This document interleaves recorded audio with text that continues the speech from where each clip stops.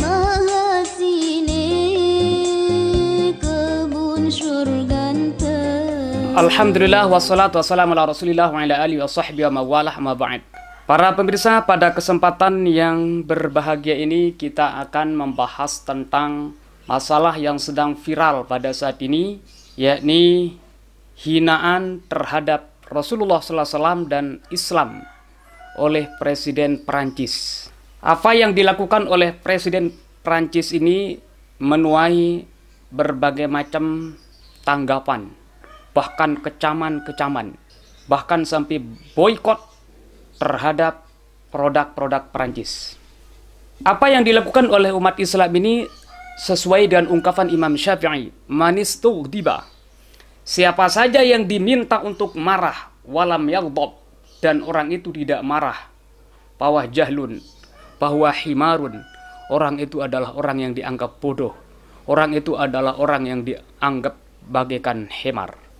Bahkan dalam sebuah syair diungkapkan, iza qila halim, apabila Anda dikatakan halim, bersabarlah, fakul, maka katakanlah lil hilmi mawdi'un, sabar itu punya tempat. Wa hilmul fata fi ghairi mawdi'ihi, sabarnya seorang pemuda bukan pada tempatnya.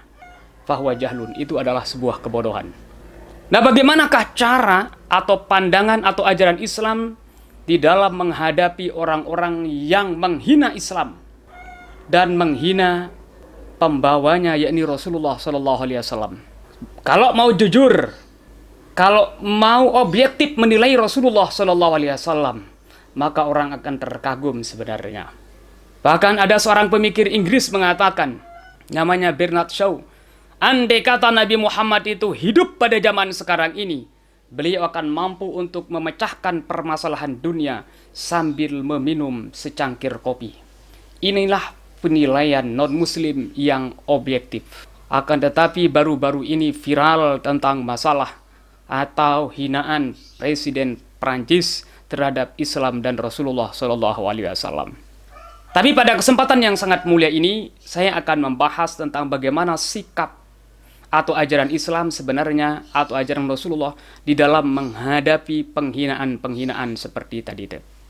Yang pertama adalah dengan bersabar.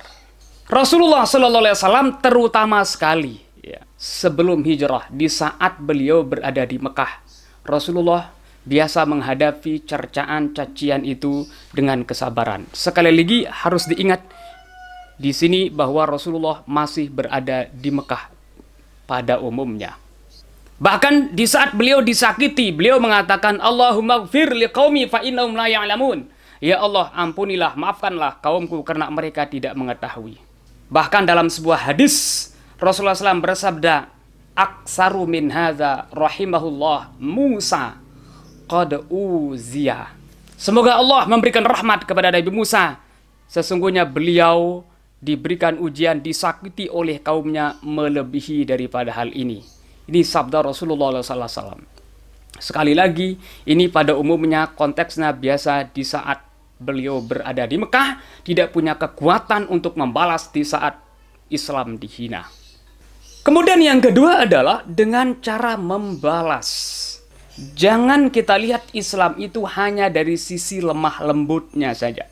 Tapi hendaklah kita juga melihat Islam bagaimana membalas orang-orang yang menghina Islam, orang-orang yang menghina Rasulullah SAW.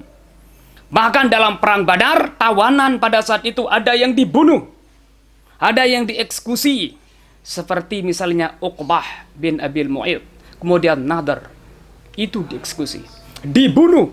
Kenapa? Karena dia berbahaya dan menghina Islam. Bahkan di saat Rasulullah SAW ingin untuk memperlakukan tawanan, beliau bermusyawarah dengan para sahabat. Beliau bermusyawarah dengan Abu Bakar bagaimana untuk menghadapi tawanan ini. Pada saat itu Abu Bakar mengusulkan, mereka ini adalah, banyak di antara mereka adalah keluarga kita. Hendaklah kita maafkan mereka. Bisa jadi mungkin mereka nanti mendapatkan hidayah atau kita menerima tebusan. Pada saat itu Sayyidina Umar tidak setuju. Dengan jelas mengatakan, wahai Rasulullah, ini banyak keluarga-keluarga kita. Yang ini silakan berikan kepada Ali bin Abi Thalib. yang ini berikan kepada ini, dan ini berikan kepada saya, dan kita bunuh mereka. Tapi pada saat itu Rasulullah SAW lebih memilih usulan daripada Abu Bakar. Akhirnya turunlah ayat untuk menegur Rasulullah SAW pada saat itu. Maka li nabiyyin ayyakuna lahu asra hatta yuskhina fil ard turiduna aradud dunya wallahu yuridul akhirah. Tidak pantas bagi seorang nabi untuk memiliki tawanan sehingga mereka mampu untuk melumpuhkan tawanan-tawanannya. Sementara kalian menginginkan aradud dunya, kemewahan dunia, wallahu yuridul akhirah, sementara Allah menginginkan akhirat. Artinya, cara yang kedua adalah dibenarkan oleh Islam untuk membalas serangan atau hinaan tersebut. Cara yang ketiga untuk menghadapi orang-orang yang menghina Islam dan menghina Nabi, yakni Nabi kita Nabi besar Muhammad SAW adalah yaitu dengan cara memutuskan hubungan dengan mereka. Sebagaimana firman Allah Subhanahu wa taala, "Wa qad nazzala 'alaikum fil kitab an idza sami'tum ayatillahi yukfaru biha wa yustahza'u biha fala taq'udu ma'ahum hatta yakhudu fi haditsin ghairi innakum idzam misluhum." Sesungguhnya Allah telah menurunkan kepada kalian di dalam Al-Qur'an an idza sami'tum ayatillah, apabila kalian mendengar ayat-ayat Allah Subhanahu wa taala, yukfaru biha, diingkari, wa yustahza'u biha, dan diolok-olok, fala taq'udu ma'ahu, maka jangan kalian duduk bersama mereka, hatta yakhudu fi hadisin ghairi, sehingga mereka berpaling untuk membicarakan yang lain. Oleh sebab itu, tidak salah mungkin, artinya tindakan sebagian umat Islam atau tindakan sebagian negara apabila memboikot produk-produk yang berasal dari Perancis. Karena ini adalah merupakan salah satu daripada ajaran Islam untuk melawan mereka yang menghina Islam dan menghina Nabi besar Muhammad SAW. Para pemirsa yang budiman, andai kata mungkin balasan kita yang ini belum mampu untuk menghancurkan mereka, mari kita ingat firman Allah Subhanahu wa taala, "Walaqadistuhzi'a birusulim min qablika fahaqa billadzina sakhiru minhum ma kanu bihi yastahzi'un."